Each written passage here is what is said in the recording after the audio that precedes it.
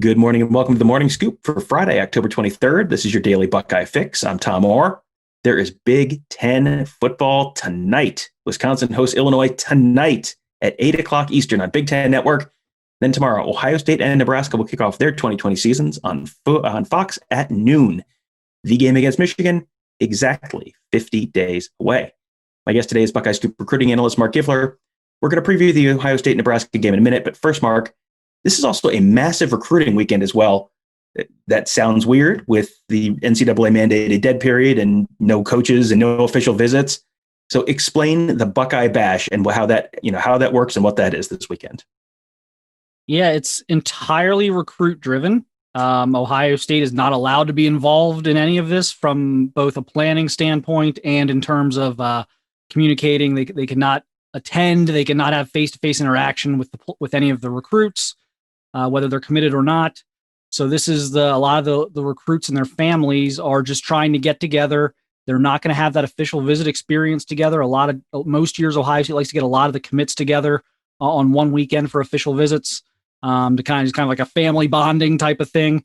And so the parents and the kids are taking it upon themselves to kind of try and do this themselves. They're going to meet up and kind of have a game watch thing. And then they're, probably going to just hang out a little bit. So just kind of a getting to know you type of thing, organized by Jack Sawyer's been a big part of this. Ben Chrisman, a lot of these guys have really put in a lot of work trying to get everyone on the same page. Unfortunately, not everyone's going to be able to make it. There are a lot of kids who have commitments with their high school teams. Well, you mentioned a couple of guys who will definitely be there. Jack Sawyer, Ben Chrisman, they are committed already to Ohio State. Which uncommitted players are expected to be there this weekend? Right now, the expectation is that Tristan Lee is going to make it, five-star offensive lineman out of Virginia. And Derek Davis, safety out of Gateway High School, just outside of Pittsburgh, is in for the Buckeye Bash. Talked to his dad on Thursday, and that's all set up. They're going to come in and check things out. So, another guy, he's committed and he's solid, but I think it's important to mention Trevion Henderson, obviously the outstanding running back commit for Ohio State, who committed without ever visiting Ohio State before. I think you throw him in that. I just think it's important that he makes it in and gets to, interact with some of his future teammates and kind of, get a look around campus. I think that's a helpful thing for everybody. Well, always good to see the place where you're going to spend the next 3 to 5 years of your life. That's always a nice thing. Derek Davis is interesting because there were reports earlier on Thursday that Derek Davis was headed to Georgia this weekend. So when did that change? And do you have any idea why that changed? Yeah. So they were looking at, the two finalists that they've never visited are Georgia and LSU. And so the plan was to try and sneak in little road trips to both of those places, just to have all, or not all, maybe not all the information given everything that's going on the last 6 months, but at least as much information as possible heading into his November 7th announcement date.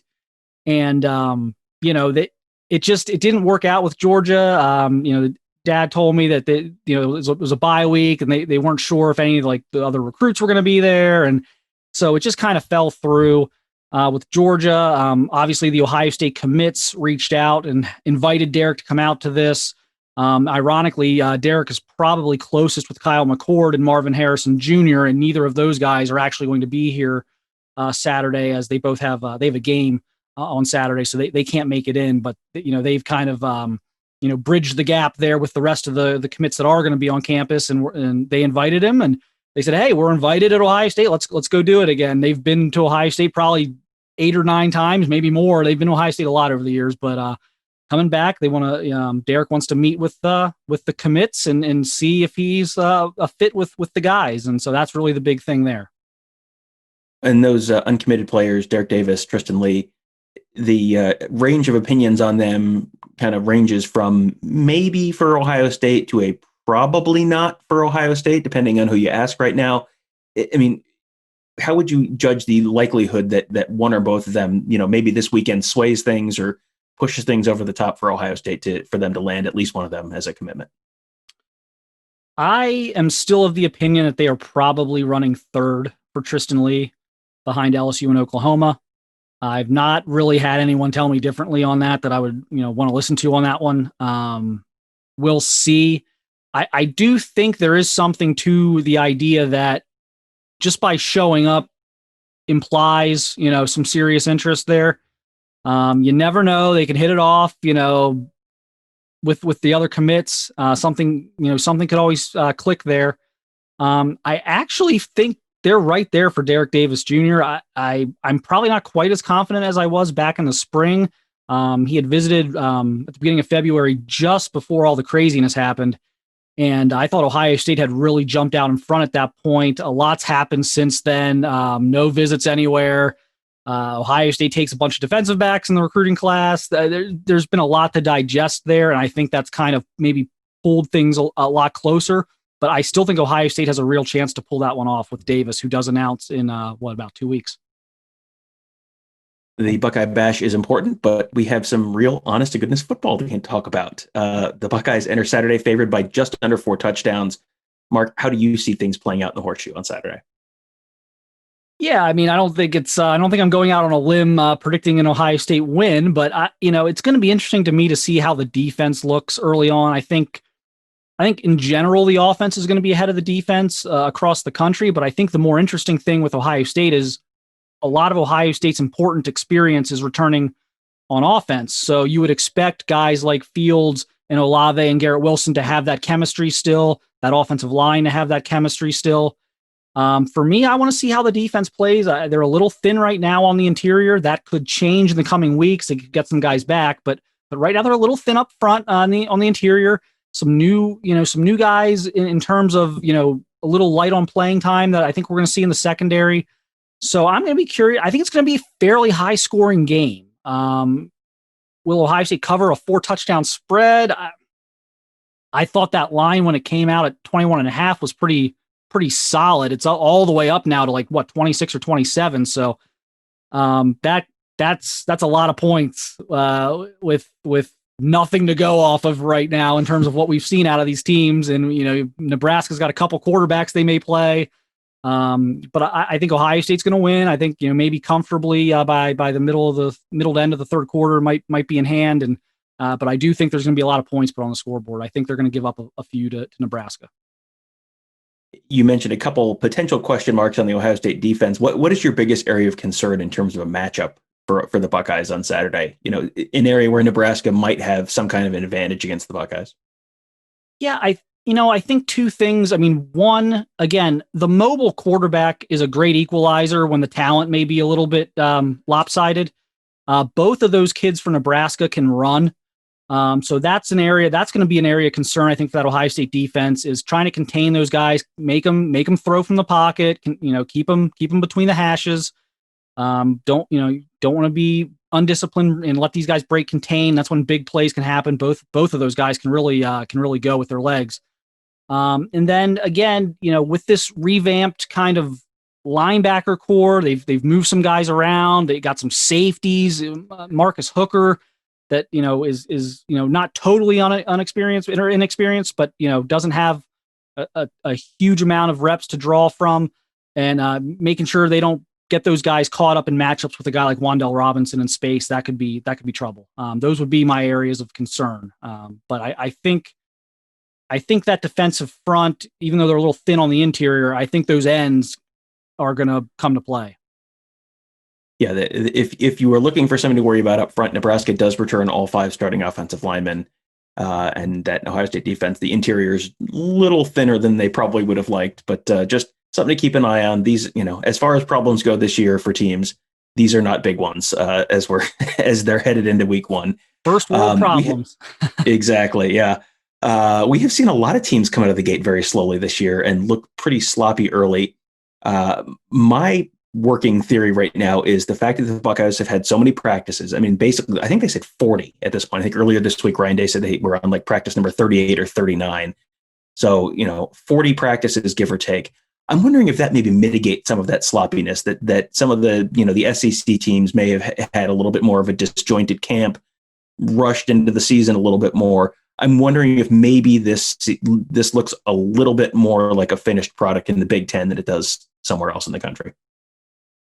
Yeah, I can certainly see that. You have experience, again, especially on offense. You have experience at the right positions. You have experience on the offensive line. You have experience at wide receiver among your top couple guys. You have experience at quarterback, and you've had those practices to build the chemistry. They've worked those guys. I mean, those guys were still throwing together a little bit in the summer, even when things were shut down. Obviously, they had to kind of go out and do that on their own. So it would make sense that they would be, well equipped to navigate this kind of strange camp. I still don't know what to expect on Saturday from anybody. And that's just not just Ohio State. That's all the Big Ten teams. I still think 2020 has kept us on our toes so much that it's still hard to stick with a firm prediction on how things might look. All right. Well, since you don't want to make a firm prediction, I'm going to ask you to make a firm prediction. Ohio State favored by close to 4 touchdowns. 2 other Big Ten East teams that are, projected to be the other 2 top teams in the East, both in games where they're favored by a lot fewer than that. Penn State's a 6-point favorite at Indiana. Michigan, a 3-point favorite on the road at Minnesota.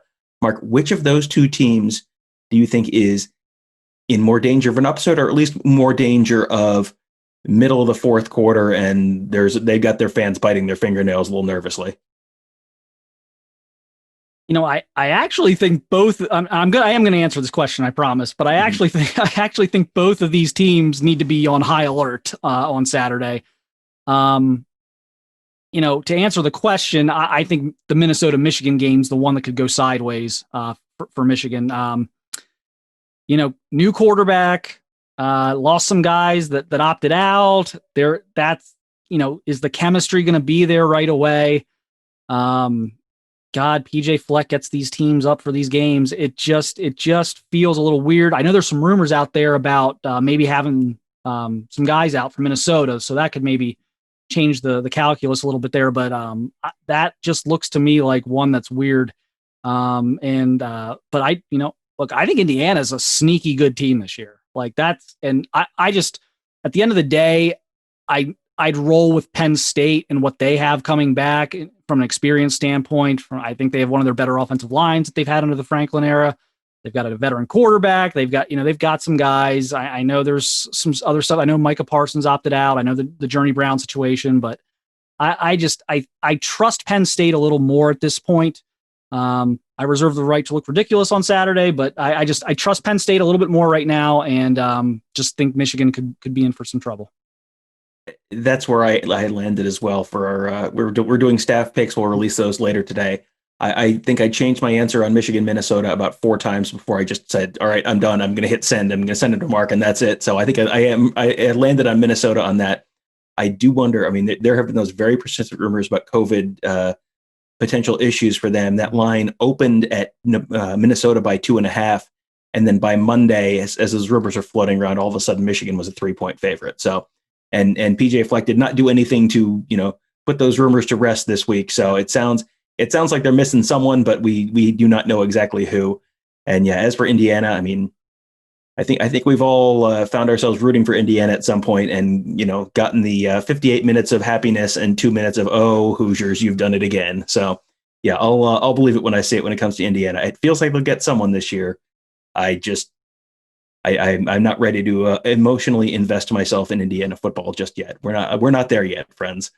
Well, this is the season's here. The Buckeye Bash, shifting recruiting into overdrive. This is a great time to join BuckeyeScoop.com. It is the price of a bad chain store pizza. You'll get access to our incredible team of insiders like Marc. Hey, Marc. Marc's a great insider. So is Bill Green. So is Mick Walker. So is Alex Gleitman, Tony Gerdeman, Ross Fulton, Kirk Barton, Nevada Buck, Steph Odie, me. I mean, I don't think I've missed anyone. It's quite a few people. I think I got everyone. You get access to all of us, plus all sorts of great members-only content. We have big plans for this weekend. And frankly, cannot wait to have football back in the horseshoe once again. So sign up today at BuckeyesScoop.com. Your first month of membership will now take you all the way through the Indiana game. That is more than halfway through the regular season, all for 1 month of membership. Seems like a great time to give it a shot, and we're pretty sure you'll love it. So give that a shot at BuckeyesScoop.com. Also, make sure you check out all of our great podcasts on Apple Podcasts, Google Podcasts, SoundCloud. Just search Buckeye Scoop to find all of those. You can subscribe right there. Also, please leave us a 5-star rating and review while you're at it. Thank you guys for listening. Enjoy the football. Lord knows we've all waited long enough for it. let's make the most of this weekend, friends. Have a great weekend. We will talk to you Monday.